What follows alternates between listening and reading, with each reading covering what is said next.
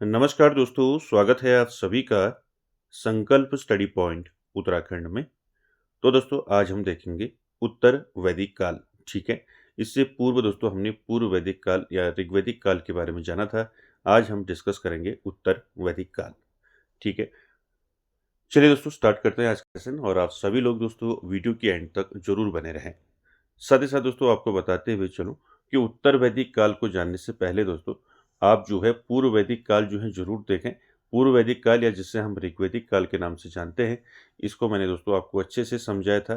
पूर्व वैदिक काल या ऋग्वैदिक काल। ठीक है। स्टार्ट करने से पहले दोस्तों मैं एक बार आपको जो है पूर्व वैदिक काल के बारे में बता देता हूँ। ठीक है। देखिए पूर्व वैदिक काल में या ऋग्वैदिक काल में हमने क्या देखा था। इसका जो समय है दोस्तों कब से कब तक है, ये है आपका 1500 से लेके 1000 ईसा पूर्व। ठीक है। 1500 से लेके 1000 ईसा पूर्व का जो समय है दोस्तों, ये है आपका पूर्व वैदिक काल, जिसे हम ऋग्वैदिक काल के नाम से जानते हैं। दोस्तों पूर्व वैदिक काल में आपने पढ़ा था कि पूर्व वैदिक काल में जो पशुपालन था, पशुपालन में आपने पढ़ा था कि गाय जो है सबसे महत्वपूर्ण था इसमें। ठीक है। साथ ही साथ कृषि की बात करें तो कृषि में जो प्रमुख फसल थी कौन सी थी, जौ जो है प्रमुख फसल थी। ठीक है। मैं इसलिए आपको पूर्व वैदिक काल अभी बता रहा हूँ, क्योंकि अभी आप उत्तर वैदिक काल पढ़ेंगे तब आपको यहाँ पर अंतर समझ में आएगा कि पूर्व वैदिक काल में क्या था और उत्तर वैदिक काल में क्या परिवर्तन हुए। ठीक है। देखिए पूर्व वैदिक काल का समय याद रखना है। ठीक है। 1500 से लेके 1000 ईसा पूर्व का जो समय है वो है आपका पूर्व वैदिक काल। ठीक है। जिसे हम ऋग्वैदिक काल के नाम से जानते हैं। तो पशुपालन की बात करें तो पशुपालन में गाय सबसे महत्वपूर्ण था। ठीक है। कृषि की बात करें तो कृषि में जो है जौ जो है प्रमुख फसल थी। ठीक है। साथ ही साथ बात करें धातु की। ठीक है। यानी कि पूर्व वैदिक काल में धातु का ज्ञान था नहीं था, तो ये भी आपको याद रखना है। धातु का ज्ञान जो है दोस्तों पूर्व वैदिक काल में तांबा और कांसा जो है दोस्तों इसका ज्ञान था। ठीक है। तांबा और कांसा। ठीक है। साथ ही साथ दोस्तों लोहे से ही लोग अनजान थे। ठीक है। यानी कि पूर्व वैदिक काल में लोहे के ज्ञान से क्या थे, अनजान थे। समाज की बात करें तो पूर्व वैदिक काल में जो समाज था दोस्तों, पूर्व वैदिक काल में कैसा था समाज। पूर्व वैदिक काल में समाज जो है कबीले पर, दोस्तों कबीले में बटे हुए थे समाज। ठीक है। कबीलाई समाज था। क्या था, कबीलाई समाज था। यानी कि जो समाज था दोस्तों वो कबीले में बटा था। ठीक है। बात करें दोस्तों वर्ण व्यवस्था की। ठीक है। यानी कि जो पूर्व वैदिक काल है इसमें जो वर्ण व्यवस्था थी दोस्तों, वर्ण व्यवस्था व्यवसाय पर आधारित थी। ठीक है। किस पर आधारित थी, व्यवसाय पर आधारित थी पूर्व वैदिक काल में। ठीक है। और परिवार की बात करें, परिवार था आपका पितृ सत्तात्मक। ठीक है। परिवार कैसा था, पितृ सत्तात्मक। ठीक है। पितृ सत्तात्मक क्या था, परिवार था दोस्तों। ठीक है। साथ ही साथ दोस्तों यहाँ पर आपको याद रखना है पूर्व वैदिक काल में दोस्तों प्रमुख देवता कौन थे पूर्व वैदिक काल में, इंद्र। ठीक है। प्रमुख देवता देवता के रूप में कौन थे पूर्व वैदिक काल में, इंद्र थे, भगवान इंद्र। साथ ही साथ दोस्तों महिलाओं की जो स्थिति थी पूर्व वैदिक काल में, महिलाओं की स्थिति जो है पूर्व वैदिक काल में अच्छी थी। ठीक है। और बात करें मनोरंजन की तो पूर्व वैदिक काल में जो मनोरंजन के साधन थे दोस्तों वो आपका जैसे रथ दौड़ हो गया। ठीक है। रथ दौड़। ठीक है। रथ दौड़ हो गया, संगीत हो गया। ठीक है। संगीत, रथ दौड़ और जुआ, ये दोस्तों मनोरंजन के साधन थे पूर्व वैदिक काल में। तो संक्षेप में आप ऐसे समझें कि यह काल जो है एक सरल ग्रामीण पशुपालक समाज का था जो प्रकृति की शक्तियों की पूजा करता था। ठीक है। किसकी पूजा करता था, प्रकृति की शक्तियों की पूजा करता था। तो याद रखेंगे दोस्तों पूर्व वैदिक काल के बारे में आपको सारी डिटेल याद रखनी है, तभी दोस्तों आप उत्तर वैदिक काल को समझ पाएंगे। ठीक है। चलिए चलते हैं उत्तर वैदिक काल। ठीक है। देखिए दोस्तों पूर्व वैदिक काल आप जिसने नहीं देखा है दोस्तों प्लेलिस्ट में जाके इसको अच्छे से देख लें, पूर्व वैदिक काल। इसके बाद दोस्तों आप उत्तर वैदिक काल देखें। ठीक है। चलिए उत्तर वैदिक काल दोस्तों क्या इसमें सामाजिक आर्थिक और राजनीतिक व्यवस्था किस प्रकार से थी उत्तर वैदिक काल में, इसको डिटेल से समझेंगे। चलिए देखिए उत्तर वैदिक काल दोस्तों, ठीक है, इसका समय याद रखना है। उत्तर वैदिक काल का जो समय है दोस्तों वो है आपका 1000 से लेके 600 बीसी तक। ठीक है। 1000 से 600 ईसा पूर्व का जो समय है दोस्तों वो है उत्तर वैदिक काल का। ठीक है।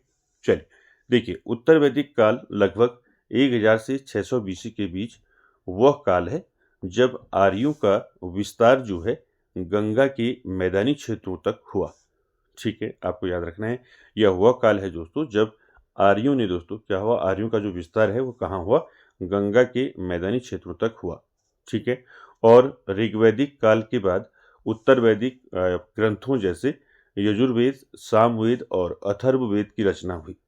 ठीक है, आपको याद रखना है, यजुर्वेद, सामवेद और अथर्ववेद बाद के जो 3 वेद हैं इनकी रचना जो है आपका इसी काल में हुई। ठीक है, यह काल दोस्तों महत्वपूर्ण सामाजिक और धार्मिक और सांस्कृतिक परिवर्तनों का गवाह रहा, जिसमें एक स्थायी कृषि प्रधान समाज का विकास और जटिल सामाजिक संरचनाओं का उदय शामिल है। ठीक है, तो यहाँ पर आपको याद रखना है उत्तर वैदिक काल का समय याद रखना है, कब से कब तक उत्तर वैदिक काल रहा। ठीक है, विस्तार की बात करें तो इसका विस्तार जो है गंगा के मैदानी क्षेत्रों तक हुआ। अभी हम आगे देखेंगे इसका विस्तार जो है दोस्तों कहाँ से कहाँ तक हुआ। ठीक है, साथ ही साथ दोस्तों आपको याद रखना है जो वैदिक ग्रंथ हैं दोस्तों, उत्तर वैदिक ग्रंथ जैसे यजुर्वेद, सामवेद और अथर्ववेद हैं, इनकी रचना भी दोस्तों हुई। साथ ही साथ ये काफ़ी जो है परिवर्तन रहा दोस्तों उत्तर वैदिक काल में। पूर्व वैदिक काल की अपेक्षा जो है, यानी कि पूर्व वैदिक काल में जो था उसकी अपेक्षा जो है उत्तर वैदिक काल में काफ़ी सारा परिवर्तन आपको देखने को मिलेगा। ठीक है, साथ ही साथ दोस्तों जानेंगे उत्तर वैदिक काल में जो विस्तार था दोस्तों, ठीक है, कहाँ से कहाँ तक विस्तार था, यानी कि जो उत्तर वैदिक कालीन राज्य थे वो कौन कौन से थे। ठीक है, आपको पूछे जा सकते हैं उत्तर वैदिक कालीन जो राज्य हैं, ठीक है, इनके नाम याद रखने, ठीक है, कहाँ से कहाँ तक ये फैले थे। देखिए, उत्तर वैदिक कालीन राज्य आपको पूछे जा सकते हैं। पहला है गांधार।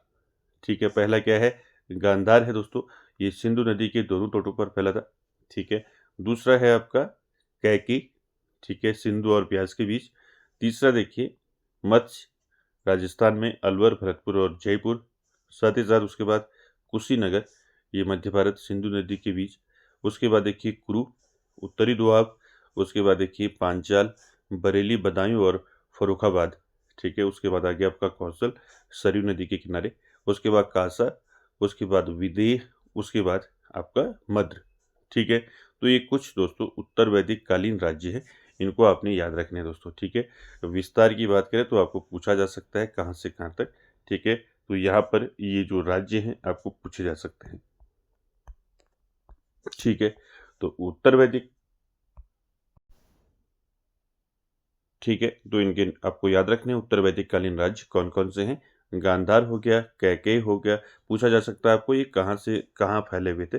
ठीक है, आगे भी आप याद रखेंगे सिंधु नदी के दोनों तटों पर बसा हुआ था दोस्तों गांधार।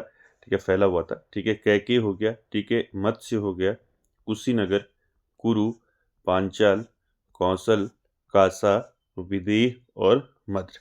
ठीक है, तो ये उत्तर वैदिक कालीन जो राज्य हैं इनको याद रखेंगे। चलिए आगे चलते हैं। आगे बात करते हैं दोस्तों उत्तर वैदिक काल में प्रयुक्त मिट्टी के बर्तन। ठीक है, तो ये पूछे जाते हैं तो इसलिए आपको याद रखने हैं।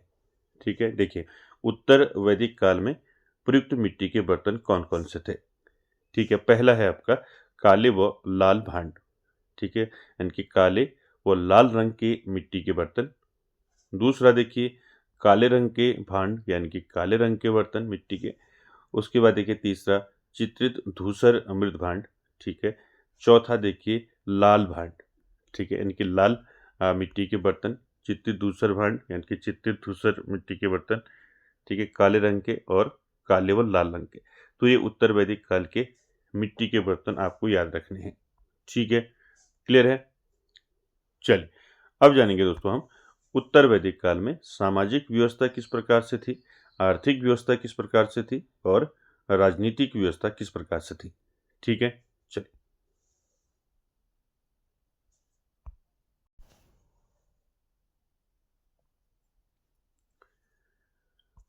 दोस्तों सामाजिक व्यवस्था की बात करें तो सबसे पहले हम सामाजिक व्यवस्था देखेंगे, उसके बाद आर्थिक और उसके बाद राजनीतिक व्यवस्था को देखेंगे।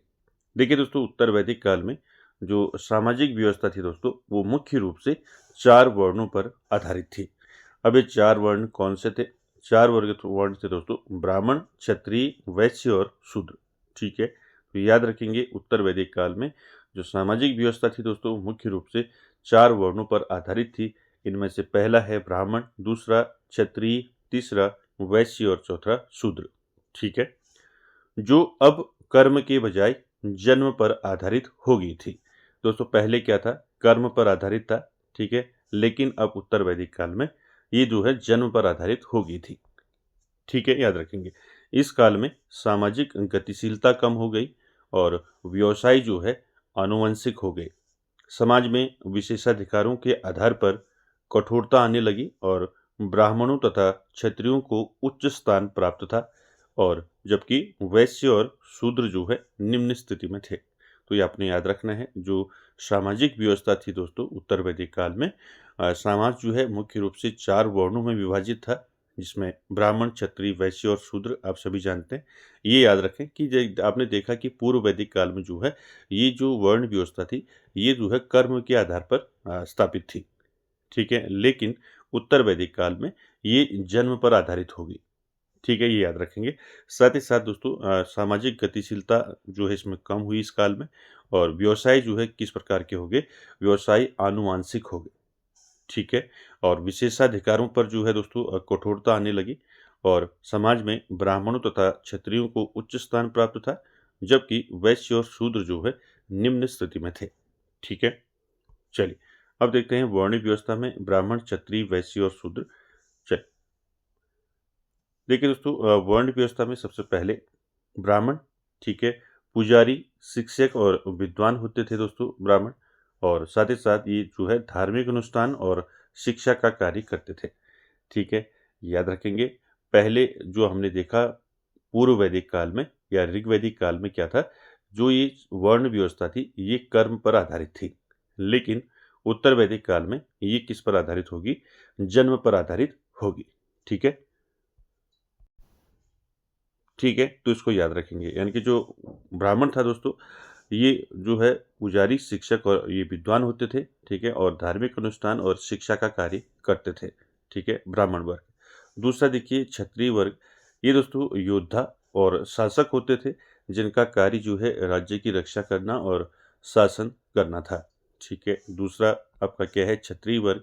ये दोस्तों योद्धा और शासक होते थे, क्षत्रिय। ठीक है, इनका कार्य होता था राज्य की रक्षा करना और शासन करना। ठीक है, तीसरा है आपका वैश्य। तीसरा है वैश्य। देखिए वैश्य का व्यापारी, कृषक और पशुपालक होते थे दोस्तों वैश्य, जो आर्थिक गतिविधियों में संलग्न थे। ठीक है, चौथा है शूद्र, सेवक वर्ग थे, जो अन्य 3 वर्गों या अन्य 3 वर्णों की सेवा करते थे। तो यहाँ पर आपको चारों जो है दोस्तों याद रखने हैं यहाँ पर। ठीक है, अब जो है जन्म पर आधारित जो है वर्ण व्यवस्था थी उत्तर वैदिक काल में, जिसमें ब्राह्मणों का क्या कार्य था, ब्राह्मण क्या कार्य करते थे।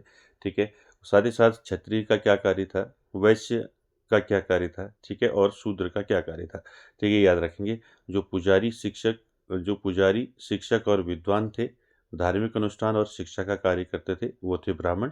क्षत्रिय दोस्तों ये योद्धा और शासक वर्ग यानी कि शासक होते थे, जिनका कार्य राज्य की रक्षा करना और शासन करना था। तीसरा है दोस्तों आपका वैश्य। ये दोस्तों व्यापारी, कृषक और पशुपालक ये होते थे, और आर्थिक गतिविधियों में संलग्न रहते थे। चौथा है दोस्तों शूद्र। ये सेवक वर्ग था दोस्तों चौथा, और जो अन्य 3 वर्णों की सेवा करते थे। ठीक है, क्लियर हो गया। याद रखेंगे जो वर्ण व्यवस्था थी उत्तर वैदिक काल में ये जन्म पर आधारित थी। उसके बाद देखिए दोस्तों क्या सामाजिक परिवर्तन रहे उत्तर वैदिक काल में। देखिए पहला है जन्म आधारित व्यवस्था। मैं जिसको अभी बता रहा था आपको ये याद रखना है दोस्तों। ठीक है, कि पूर्व वैदिक काल में कर्म पर आधारित था, लेकिन उत्तर वैदिक काल में जन्म पर आधारित हो गया वर्ण व्यवस्था। ठीक है, देखिए जन्म आधारित व्यवस्था की बात करें तो वर्ण व्यवस्था, ठीक है, वर्ण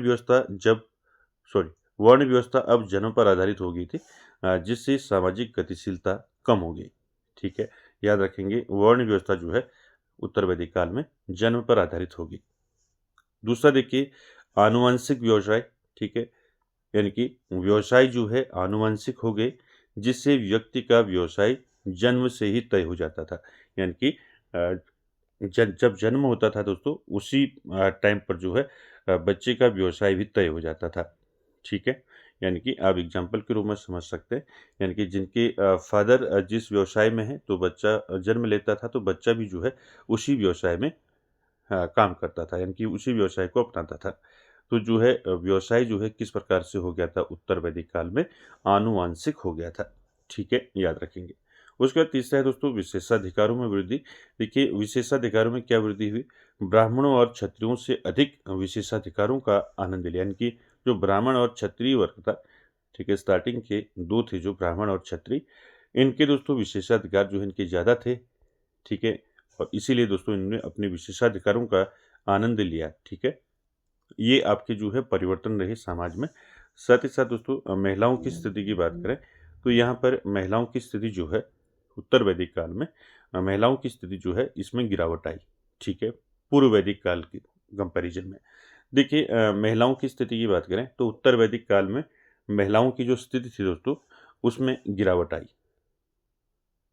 ठीक है, साथ ही साथ पुत्रों की तुलना में उन्हें संपत्ति से वंचित किया गया, साथ ही पुत्रियों के जन्म को जो है हतोत्साहित किया गया।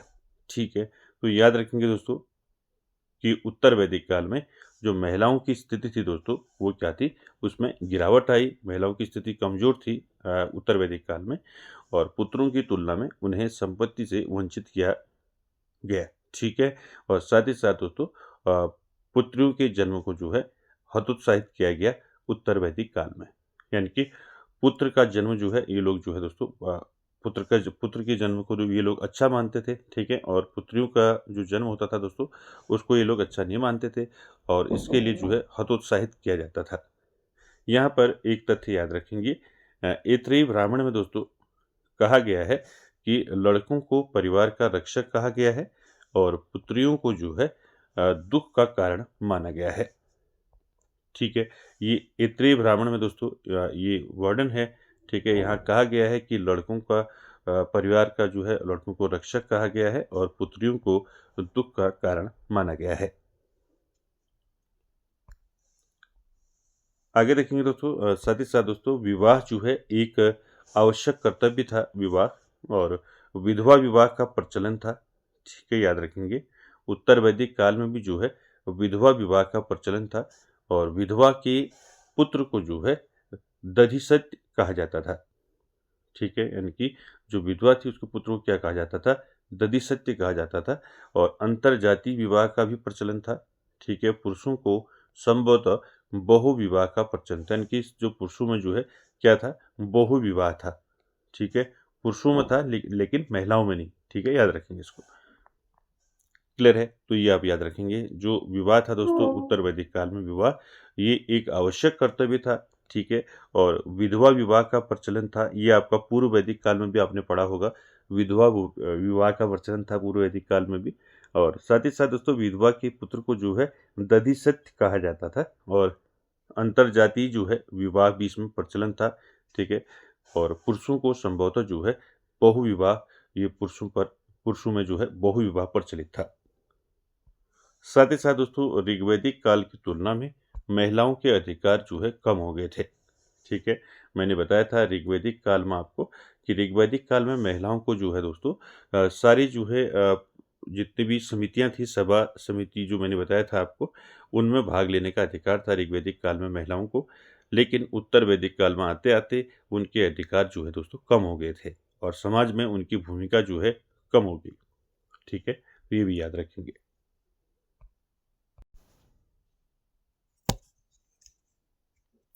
ठीक है, तो याद रखेंगे ऋग्वैदिक काल की तुलना में महिलाओं के जो अधिकार थे दोस्तों वो कम हो गए थे उत्तर वैदिक काल में।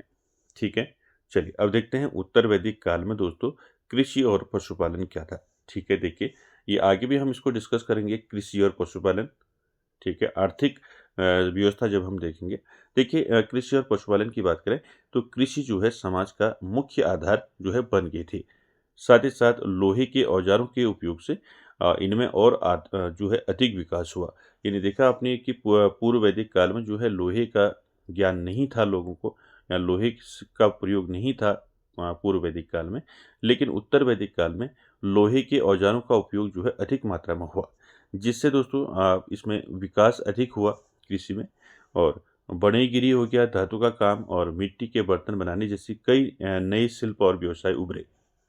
ठीक है, तो आपको याद रखना है। कृषि और पशुपालन की बात करें तो उत्तर वैदिक काल में कृषि जो है दोस्तों, ये समाज का मुख्य आधार था। ठीक है, और इसके साथ ही साथ लोहे के औजारों के उपयोग से इसमें दोस्तों और अधिक विकास इसका हुआ। जैसे आपका बढ़ईगिरी, धातु का काम और मिट्टी के बर्तन बनाने जैसे कई नई जो है शिल्प व्यवसाय जो है उभरे। ठीक है, साथ ही साथ आपको याद रखना है, उत्तर वैदिक काल में पशुपालन का महत्व जो है कृषि के साथ बना रहा। ठीक है, तो उत्तर वैदिक काल में पशुपालन का महत्व जो है कृषि तो था ही, लेकिन कृषि के साथ साथ ये लोग जो है पशुपालन भी करते थे, जिसमें गाय को विशेष स्थान प्राप्त था। देखिए, गाय को विशेष स्थान प्राप्त था, मैंने आपको पूर्व वैदिक काल में भी बताया था। पूर्व वैदिक काल में भी जो है गाय का स्थान जो है प्रमुख था। ठीक है, और उसे धन एवं समृद्धि का प्रतीक माना जाता था। ठीक है, उसे धन व समृद्धि का प्रतीक माना जाता था। आपको पूछा जा सकता है उत्तर वैदिक काल में या पूर्व वैदिक काल में, आपको याद रखना है, गाय याद रखना है। ठीक है, विशेष स्थान था गाय का, लेकिन उत्तर वैदिक काल में आपको गाय को जो है धन और समृद्धि का प्रतीक माना जाता था। ठीक हो गया। इसके अलावा दोस्तों भैंस, बकरी और भेड़, घोड़ा, बैल आदि का पालन किया जाता था। पशुओं की देखभाल और उनके प्रबंधन की प्रथाएं भी विकसित हुई। आपने देखा कि पूर्व वैदिक काल में सिर्फ गाय का जो है दोस्तों, गाय प्रमुख थी पूर्व वैदिक काल में, लेकिन उत्तर वैदिक काल में आते आते गाय का स्थान विशेष तो था ही, साथ ही साथ ये लोग अन्य जानवरों को भी जो है दोस्तों पालतू जो है पालन करने लगे। जैसे आपका भैंस हो गया, बकरी, भेड़, घोड़ा, बैल आदि का जो है दोस्तों ये पालन करने लगे, और साथ ही साथ पशुओं की देखभाल और उनके प्रबंधन की प्रथाएं भी विकसित हुई। यानी कि जो जानवर ये लोग पालते थे, उनके रख-रखाव के लिए और उनकी देखभाल के लिए दोस्तों ये अन्य जो है प्रथाएं ये लोग विकसित करने लगे। ठीक है, प्रमुख देवता की बात करें तो उत्तर वैदिक काल में प्रमुख देवता रहे दोस्तों प्रजापति। ठीक है, याद रखेंगे, ये पूछे जाते हैं प्रमुख देवता। पूर्व वैदिक काल में आपने देखा इंद्र देखा, उसी प्रकार उत्तर वैदिक काल में प्रजापति याद रखेंगे प्रमुख देवता थे। ठीक है, चलिए आगे चलते हैं दोस्तों। सामाजिक के बाद दोस्तों अब हम बात करेंगे राजनीतिक व्यवस्था किस प्रकार से थी उत्तर वैदिक काल में। देखिए, राजनीतिक व्यवस्था की बात करें दोस्तों तो उत्तर वैदिक काल में राजनीतिक स्थिति जो है राजतंत्रात्मक शासन की ओर अग्रसर हुई। राजतंत्रात्मक मतलब आपका राजा का शासन, जहाँ पर राजा होता है। ठीक है, तो ये जो उत्तर वैदिक काल में जो राजनीतिक स्थिति थी दोस्तों, वो धीरे धीरे राजतंत्रात्मक शासन की ओर अग्रसर हुई, जहाँ राजा की शक्ति में वृद्धि हुई और जनपद या राष्ट्र नामक बड़े राज्यों का उदय हुआ। ठीक है, याद रखेंगे, जनपद और राष्ट्र नामक बड़े राज्यों का उदय हुआ दोस्तों उत्तर वैदिक काल में। ठीक है, याद रखेंगे। अब पहले जो पूर्व वैदिक काल में आपने पढ़ा था राजनीतिक स्थिति किस प्रकार से थी, तो देखिए उत्तर वैदिक काल में आते आते जो राजनीतिक स्थिति थी दोस्तों, उसमें राजतंत्रात्मक शासन की ओर अग्रसर हुई, जहां राजा की शक्तियों में वृद्धि हुई। साथ ही साथ दोस्तों यहाँ पर आपको याद रखना है, सभा व समिति जैसी लोकप्रिय सभाओं का महत्व कम हो गया। आपने देखा पूर्व वैदिक काल में सभा, समिति और विदत मैंने आपको बताया था, ये लोकप्रिय संस्थाएं थी पूर्व वैदिक काल में, लेकिन उत्तर वैदिक काल में आते आते इन सभाओं का जो महत्व है दोस्तों वो क्या हो गया था, कम हो गया था। ठीक है, और राजा की शक्ति को दैवीय माना जाने लगा। कर व्यवस्था शुरू हुई, जिसमें बलि, भाग और शुल्क शामिल थे, और राजा की सहायता के लिए रथनी नामक अधिकारियों की एक परिषद होती थी। ठीक है, ये सारे जितने भी मैंने हाईलाइट किए हैं दोस्तों, ये आपको याद रखने हैं, यहाँ से आपके क्वेश्चन बनेंगे। ठीक है, तो याद रखेंगे पूर्व वैदिक काल में आपने देखा था जो सभा, समिति और विदत थी, ये प्रमुख संस्थाएं थी पूर्व वैदिक काल में, लेकिन उत्तर वैदिक काल आते आते इन सभाओं का महत्व जो है क्या हो गया था, कम हो गया। ठीक है, और राजा की शक्ति को क्या माना जाने लगा, दैवीय माना जाने लगा। ठीक है, और साथ ही साथ जो कर व्यवस्था थी उत्तर वैदिक काल में, कर व्यवस्था शुरू हुई दोस्तों, जिसमें बलि, भाग और शुल्क शामिल थे। ठीक है, आपको पूछा जा सकता है कि उत्तर वैदिक काल में जो कर व्यवस्था थी वो किस प्रकार की थी, ठीक है? या फिर आपको पूछा जा सकता है बलि, भाग, शुल्क जो कर हैं दोस्तों ये किस काल में थे, ठीक है? तो ये उत्तर वैदिक काल में, ठीक है? याद रखेंगे। और राजा की सहायता के लिए जो है रत्नी नामक अधिकारियों की एक क्या थी? परिषद थी, ठीक है? आपको पूछा जा सकता है कि उत्तर वैदिक काल में राजा की सहायता के लिए कौन से अधिकारियों की जो है कौन सी परिषद होती थी, उसको क्या नाम से जानते थे, ठीक है? तो रत्नी नाम से जानते थे दोस्तों, याद रखेंगे, ठीक है? चलिए आगे भी हम इसमें अभी बात करेंगे। देखिए प्रमुख राजनीतिक जो विशेषताएँ हैं दोस्तों इस पर एक बार बात कर लेते हैं। देखिए, प्रमुख राजनीतिक विशेषताएँ की बात करें तो पहला है राजतंत्रीय शासन, ठीक है? देखिए उत्तर वैदिक काल में राजतंत्रात्मक शासन प्रणाली का निर्माण हुआ, ठीक है? तो आपको पूछा जा सकता है राजतंत्रात्मक शासन प्रणाली का निर्माण जो है किस काल में हुआ, ठीक है? तो उत्तर वैदिक काल में हुआ, ठीक है? अब तक की जन कबीला का शासन समिति होकर जनपद या राष्ट्र नामक भूभाग के शासन में बदल गया। इनके कहने का मतलब ये है कि आपने पूर्व वैदिक काल में देखा कि जो लोग थे दोस्तों वो कबीलों में बँटे थे, ठीक है? जन जो है कबीला जो है जो कबीले हैं इस पर जो है बसे हुए थे, बँटे हुए थे। अब जो है दोस्तों कबीला का शासन सीमित होकर जनपद या राष्ट्र, ठीक है? जनपद या राष्ट्र नामक भूभाग के रूप में ये बदल गया था, ठीक है? उत्तर वैदिक काल में। साथ ही साथ दोस्तों राजा की शक्ति में वृद्धि हुई, ठीक है? दूसरा देखिए राजा की शक्ति बढ़ गई और राजा जो है आमतौर पर क्षत्रिय होते थे, ठीक है? यानी कि जो राजा होते थे दोस्तों वो कौन होते थे? क्षत्रिय होते थे। अभी मैंने बताया ब्राह्मण, क्षत्रिय, वैश्य और शूद्र, तो यहाँ पर क्षत्रिय जो थे दोस्तों ये क्या थे? राजा होते थे, ठीक है? साथ ही साथ दोस्तों आपको याद रखना है राजा ने अपनी स्थिति को मजबूत करने के लिए राजसूय, अश्वमेध और वाजपेयी जैसे अनुष्ठानों का सहारा लिया। यहाँ पर आपको याद रखना है राजा ने अपनी शक्ति में वृद्धि की दोस्तों उत्तर वैदिक काल में, ठीक है? और राजा जो है आमतौर पर जो है क्या होते थे? क्षत्रिय होते थे। और राजा ने अपनी स्थिति को मजबूत करने के लिए क्या किया? ठीक है? राजा ने अपनी स्थिति को मजबूत करने के लिए कौन से यज्ञ किए? आपको पूछे जा सकते हैं। राजसूय, अश्वमेध और वाजपेयी जैसे अनुष्ठानों का सहारा लिया, ठीक है? यानी कि जो राजा हुए उत्तर वैदिक काल में उन्होंने अपनी स्थिति को मजबूत करने के लिए दोस्तों क्या किया? मजबूत करने के लिए अनेक प्रकार के अनुष्ठान किए, जिसमें आपका राजसूय हो गया, अश्वमेध हो गया, ठीक है? और वाजपेयी अनुष्ठान हो गया, ठीक है? इनको याद रखेंगे। इनकी सहायता से दोस्तों जो है राजा ने अपनी स्थिति को क्या किया? मजबूत किया। उसके बाद देखिए दोस्तों सभाओं का महत्व कम हो गया, ठीक है? उत्तर वैदिक काल में सभाओं का महत्व कम हो गया। देखिए सभा और समिति जैसी लोकप्रिय सभाओं का जो है महत्व घट गया, ठीक है? यानी कि जो सभा और समिति थी इनका महत्व कहाँ ज़्यादा था? पूर्व वैदिक काल में ज़्यादा था, ठीक है? लेकिन उत्तर वैदिक काल में आते-आते जो है इनका महत्व जो है क्या हो गया? घट गया। उसके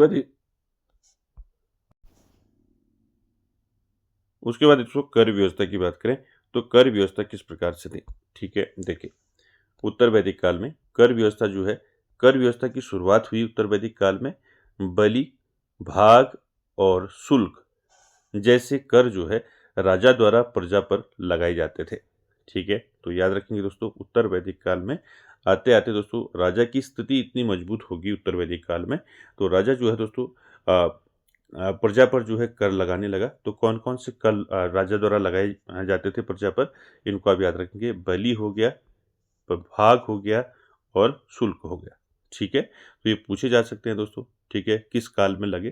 तो आपको याद रखना है उत्तर वैदिक काल और कौन-कौन से कर राजा द्वारा प्रजा पर लगाए जाते थे, ये भी आपको याद रखने हैं, ठीक है? बलि, भाग और शुल्क। आगे चलते हैं दोस्तों। अगला है स्थायी सेना का अभाव। तो उत्तर वैदिक काल में जो स्थायी सेना है इसका अभाव था, ठीक है? देखिए उत्तर वैदिक काल में दोस्तों राजा के पास स्थायी सेना नहीं थी, ठीक है? इनके जो राजा था दोस्तों उत्तर वैदिक काल में जो प्रजा पर जो है क्या करता था?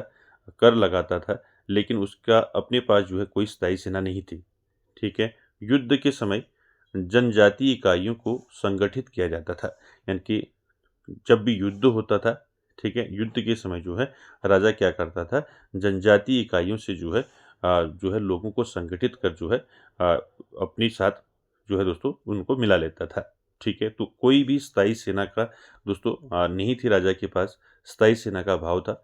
ठीक है, याद रखेंगे इसको उत्तर वैदिक काल में। राजा क्या करता था, युद्ध के समय जो है जो जनजातीय इकाइयां हैं वहां से लोगों को इकट्ठा करके यहाँ शामिल कर लेता था। ठीक है, उसके बाद देखिए दोस्तों अधिकारियों की नियुक्ति। देखिए दोस्तों उत्तर वैदिक काल में राजा की सहायता के लिए कई अधिकारी जो है होते थे, जिन्हें क्या कहा जाता था, जिन्हें कहा जाता था रत्नी। मैंने पहले भी बताया था आपको। ठीक है, इनमें जो है पुरोहित, सेनापति, महिषी, सूत, ग्रामीणी, भागदूत जैसे पद शामिल थे। तो दोस्तों ये पद आपको याद रखने हैं जो अधिकारियों के पद थे उत्तर वैदिक काल में। ठीक है, ये इनको याद रखेंगे। और जो राजा की सहायता के लिए जो है कई अधिकारी होते थे, उनको क्या कहा जाता था, रत्नी कहा जाता था। ठीक है, इसको आप याद रखेंगे। ठीक है, इसके अलावा जो है आपका पुरोहित, सेनापति, महिषी, सूत, ग्रामीणी, भागदूत जैसे पद जो है उत्तर वैदिक काल में दोस्तों शामिल थे। ठीक है, इनको याद रखेंगे। क्लियर हो गया। तो अब हम जानेंगे दोस्तों आर्थिक व्यवस्था। ठीक है, आपने सामाजिक व्यवस्था देखा उत्तर वैदिक काल का, उसके बाद राजनीतिक व्यवस्था देखा। अब हम देखेंगे आर्थिक व्यवस्था किस प्रकार से थी उत्तर वैदिक काल में। ठीक है, देखिए आर्थिक व्यवस्था की बात करें दोस्तों तो उत्तर वैदिक काल में आर्थिक स्थिति जो है कृषि और पशुपालन पर आधारित थी। ठीक है, मैंने बताया था कृषि और पशुपालन पर आधारित थी दोस्तों उत्तर वैदिक काल की आर्थिक व्यवस्था। ठीक है, जिसमें धीरे धीरे व्यापार व शिल्पकला का विकास हुआ। यानी कि कृषि और पशुपालन के साथ साथ दोस्तों शिल्पकला का विकास हुआ। ठीक है, इस काल में गेहूं, चावल और जौ जैसी फसलों की खेती की जाती थी और लोहे के औजारों के उपयोग से कृषि में सुधार हुआ। दोस्तों यहाँ पर आपको याद रखना है, आपने देखा था पूर्व वैदिक काल में सिर्फ जौ जो है दोस्तों जौ की खेती की जाती थी। ठीक है, लेकिन उत्तर वैदिक काल में आते आते जौ के साथ साथ गेहूं, चावल जो है दोस्तों इनकी भी खेती की जाने लगी। ठीक है, और लोहे के औजारों का उपयोग जो है दोस्तों बड़ी मात्रा में होने लगा उत्तर वैदिक काल में, जिससे क्या हुआ, कृषि करने में जो है दोस्तों लोगों को आसानी हुई, कृषि में सुधार देखने को मिला। ठीक है, तो सारे फैक्ट याद रखने हैं। आर्थिक व्यवस्था आपको याद रखनी है। ठीक है, जो कृषि और पशुपालन था दोस्तों ये मुख्य था। इसके अलावा जो है आपका धीरे धीरे जो है व्यापार व शिल्प कला का विकास हुआ। ठीक है, और यहाँ आपको याद रखने हैं। ठीक है, गेहूं, चावल और जौ ये दोस्तों प्रमुख फसलें थी। ठीक है, और साथ ही साथ लोहे के औजारों का उपयोग जो है दोस्तों कृषि में सुधार लाया। ठीक है, फसल याद रखेंगे। जो जौ था दोस्तों ये पूर्व वैदिक काल में था। ठीक है, लेकिन उत्तर वैदिक काल में आते आते जौ के साथ आपका गेहूं और चावल का भी ये लोग दोस्तों खेती करने लगे। ठीक है, चलिए आगे भी बात करेंगे इसके। हम कृषि की बात करें तो यहाँ पर देखिए कृषि में ये लोग जो है गेहूं, चावल और जौ जो है मुख्य फसल थी। ठीक है, आपको पूछा जा सकता है किस काल में जो है गेहूं, चावल और जौ मुख्य फसल थी, तो आप आंसर करेंगे उत्तर वैदिक काल। ठीक है, आपको सीधे पूछा जा सकता है उत्तर वैदिक काल में कौन कौन सी मुख्य फसलें थी। ठीक है, तो इसको याद रखेंगे गेहूं, चावल और जौ जो है मुख्य फसलें थी दोस्तों उत्तर वैदिक काल में। ठीक है, साथ ही साथ दोस्तों उड़द, तिल और मसूर जैसी दालें भी उगाई जाती थी।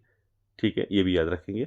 अ, मुख्य फसलों के साथ-साथ जो है कुछ जो है दालें भी उगाई जाती थी, उड़द, तिल और मसूर।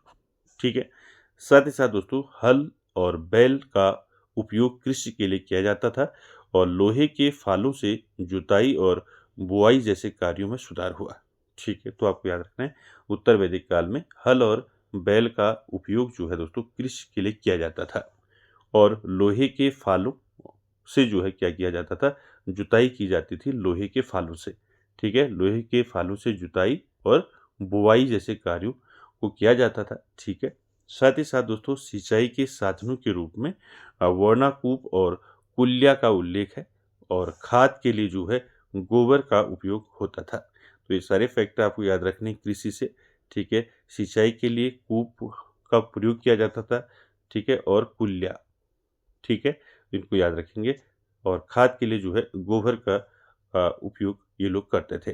तो आपको याद रखना है उत्तर वैदिक काल में कौन-कौन सी फसलों का दोस्तों ये उत्पादन करते थे, किस प्रकार से खेती करते थे। ठीक है, और साथ ही साथ सिंचाई के साधन क्या थे। ठीक है, ये सारे आपको याद रखने हैं। सिंचाई के साधन क्या थे उत्तर वैदिक काल में? वर्णाकूप और कुल्या। ठीक है, याद रखेंगे। चलिए, अब देखते हैं पशुपालन। दोस्तों देखिए, पशुपालन में ये लोग उत्तर वैदिक काल में कौन-कौन से जानवरों को ये लोग पालते थे? देखिए, पशुपालन की बात करें, गाय, बैल, भेड़, बकरी और घोड़े पाले जाते थे। गाय का महत्व जो है दोस्तों बड़ा और बड़े पैमाने बड़े बैलों को क्या कहा जाता था? महोक्ष कहा जाता था और हाथी को पालतू बनाने के प्रमाण मिलने लगे थे। तो दोस्तों आपको याद रखने हैं कौन-कौन से जानवरों का ये लोग पालन करते थे। गाय, बैल, भेड़, बकरी और घोड़े पाले जाते थे। गाय का महत्व जो है दोस्तों पूर्व वैदिक काल की अपेक्षा और बढ़ गया था। ठीक है, यानी कि पूर्व वैदिक काल में भी गाय का महत्व था, लेकिन उत्तर वैदिक काल में आते-आते गाय का महत्व जो है और बढ़ गया। ठीक है, साथ ही साथ ये लोग गाय, बैल, भेड़, बकरी, घोड़े जो हैं ये लोग इनका पालन करते थे। ठीक है, और जो बड़े बैल थे, बड़े बैलों को क्या कहा जाता था? महोक्ष कहा जाता था। ठीक है, याद रखेंगे आपको पूछा जा सकता है महोक्ष किसे कहा जाता था? ठीक है, ठीक है, महोक्ष। ठीक है, महोक्ष किसको कहा जाता था? बड़े बैलों को कहा जाता था उत्तर वैदिक काल में। ठीक है, हाथी को पालतू बनाने के प्रमाण जो है दोस्तों धीरे-धीरे मिलने लगे थे उत्तर वैदिक काल में। ठीक है, चलिए आगे चलते हैं।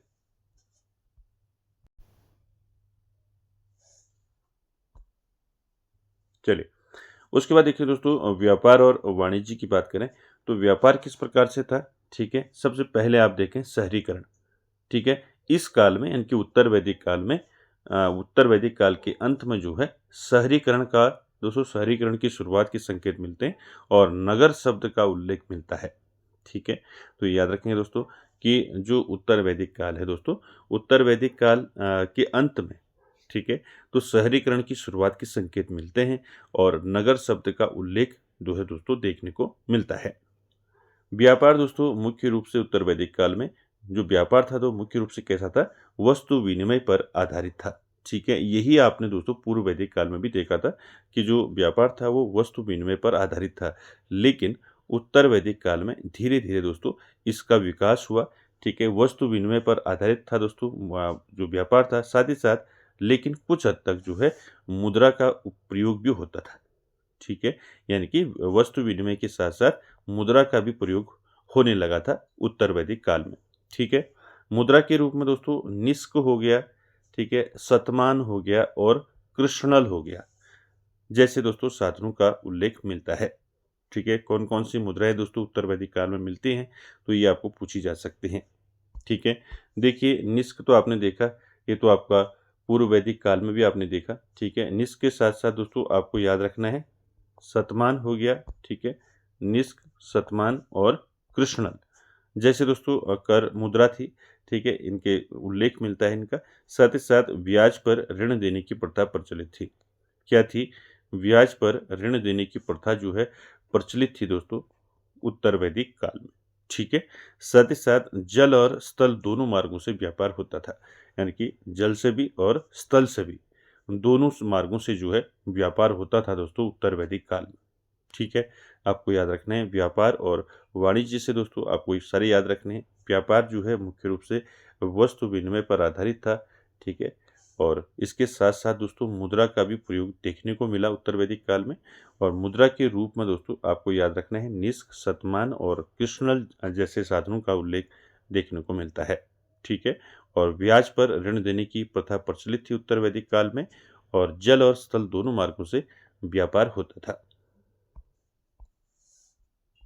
आगे बात करें दोस्तों शिल्प कला और व्यवसाय। ठीक है, इसको भी आप अच्छे से देखें दोस्तों, यहाँ से भी क्वेश्चन देखने को मिलते हैं। देखिए शिल्प कला और व्यवसाय किस प्रकार से था उत्तर वैदिक काल में। शिल्प की बात करें तो याद रखेंगे लोहार, सुनार, रथकार, चर्मकार, कुंभकार, वैद्य और ज्योतिषी जैसे कई शिल्प और व्यवसाय का विकास हुआ। ठीक है, लोहार यानी कि लोहे का काम करने वाला, ठीक है, सुनार सोने का काम करने वाला, ठीक है, रथ बनाने वाला, ठीक है, चमड़े का काम करने वाला, ठीक है, ये सारी चीज़ें दोस्तों आपको याद रखनी। तो देखिए उत्तर वैदिक काल में ये सारे जो हैं आपके लोहार, सुनार, रथकार, चर्मकार, कुंभकार, वैद्य और ज्योतिषी जैसे कई शिल्प और व्यवसायों का दोस्तों विकास हुआ था उत्तर वैदिक काल में। ठीक है, लोहे के लिए जो है दोस्तों श्यामल अयस्क और तांबे के लिए लोहित अयस्क जैसे शब्द का प्रयोग होते थे, यानी कि होने लगा था। ठीक है, तो याद रखेंगे ये लोहे के लिए जो है क्या यूज करते थे, श्यामल अयस्क, इसको याद रखेंगे। लोहे को क्या कहते थे, श्यामल अयस्क, और तांबे के लिए दोस्तों ये यूज करते थे लोहित अयस्क। ठीक है, ये दोनों चीज याद रखेंगे, दोनों पूछे जाते हैं, श्यामल अयस्क और लोहित अयस्क। ठीक है, तो याद रखेंगे दोस्तों उत्तर वैदिक काल में लोहे के लिए जो है श्यामल अयस्क और तांबे के लिए लोहित अयस्क जैसे शब्द का प्रयोग ये लोग करते थे। ठीक है, क्लियर हो गया। और क्या क्या शिल्प था दोस्तों, क्या क्या व्यवसाय था, ये भी आपको याद रखना है। ठीक हो गया, ये दोनों याद रखिए, पूछा गया है कई बार। ठीक है, श्यामल अयस्क और लोहित अयस्क। ठीक है, लोहे के लिए श्यामल अयस्क और तांबे के लिए लोहित अयस्क जैसे शब्दों का प्रयोग दोस्तों ये लोग करते थे उत्तर वैदिक काल में। ठीक है, चलिए उसके साथ साथ अन्य व्यवसाय की बात करें तो अन्य व्यवसाय में दोस्तों क्या था, अन्य व्यवसाय में धातु कर्म, भवन निर्माण और वस्त्र निर्माण प्रमुख व्यवसाय थे। और बुनाई का काम जो है महिलाएं करती थी, और कढ़ाई करने वाली स्त्री को जो है पेशकरी कहा जाता था। ठीक है, ये भी याद रखेंगे। ठीक है, तो व्यवसाय आपने देखे कि व्यवसाय किस प्रकार से थे। जैसे आपको मैंने बताया शिल्प में आपका जैसे लोहार, सुनार, रत्नकार, चर्मकार, कुंभकार, ठीक है, वैद और ज्योतिषी जैसे कई शिल्प और व्यवसायों का दोस्तों उत्तर वैदिक काल में विकास हुआ। और लोहे के लिए श्यामल अयस्क और तांबे के लिए लोहित अयस्क जैसे शब्दों का ये लोग प्रयोग करते थे। अन्य व्यवसाय की बात करें, अन्य व्यवसाय में धातु कर्म, भवन निर्माण, ठीक है, और वस्त्र निर्माण प्रमुख व्यवसाय थे। और बुनाई का काम जो है दोस्तों कौन करता था, बुनाई का काम उत्तर वैदिक काल में महिलाएं करती थी बुनाई का काम। ठीक है, साथ ही साथ आपको याद रखना है कढ़ाई करने वाली जो स्त्रियां हैं उनको क्या कहा जाता था, ये आपको पूछा जा सकता है। उत्तर वैदिक काल में कढ़ाई करने वाली स्त्रियों को कहा जाता था पेशकरी। ठीक है, इसको याद रखेंगे, पेशकरी कहा जाता था। ठीक है, साथ ही साथ दोस्तों यहाँ पर आपने देखा कि आर्थिक व्यवस्था किस प्रकार से थी। ठीक है, राजनीतिक व्यवस्था किस प्रकार से थी उत्तर वैदिक काल में, और सामाजिक व्यवस्था किस प्रकार से थी, ये मैंने तीनों आपको बता दिया है।